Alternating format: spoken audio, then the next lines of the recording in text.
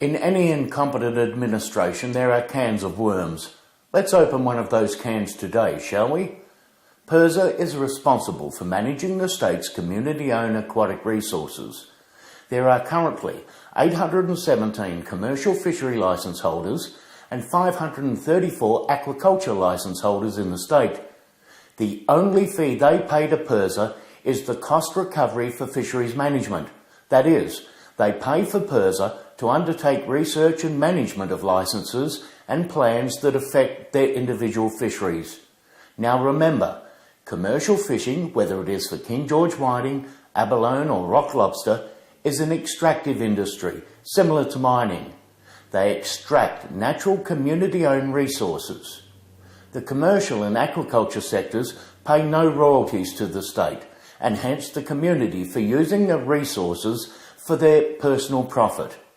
I must thank PIRSA in advance for providing the following level of detailed data through the government submission to the Productivity Commission in May last year.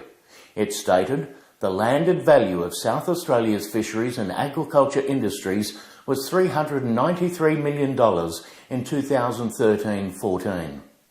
Currently, through the cost recovery process, PIRSA annually collects $14 million from the seafood industry across the fisheries and aquaculture sectors. This represents 3.5% of the landed value and is used solely for management and cost recovery. There is a total of 1,351 fish and aquaculture licences.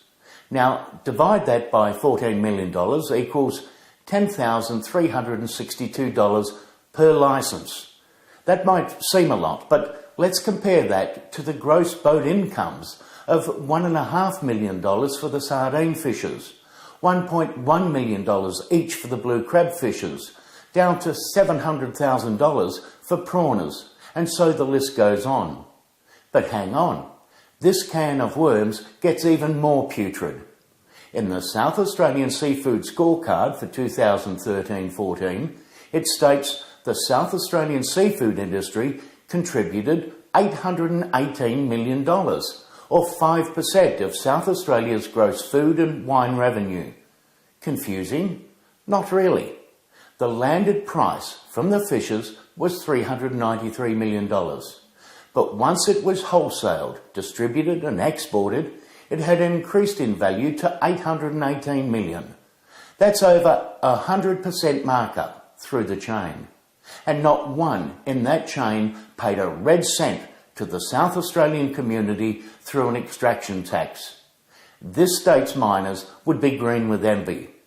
So what do the processors pay? Their annual licence renewal, according to the statute, is $123, or $674 if they're not considered an eligible applicant. Anyway, it's chicken feed. So what do South Australians get in exchange for their community resource being snatched from their grasp? Well, let's take last Christmas as an example, when fresh lobsters were going for $197 each for some specimens, with average prices of $140 a kilogram. King George whiting at $86 a kilogram, snapper at $60 a kilogram, and so the list goes. Fortunately, South Australians could sink their teeth into that imported bassa garbage from Vietnam. South Australia, you are being taken for a ride.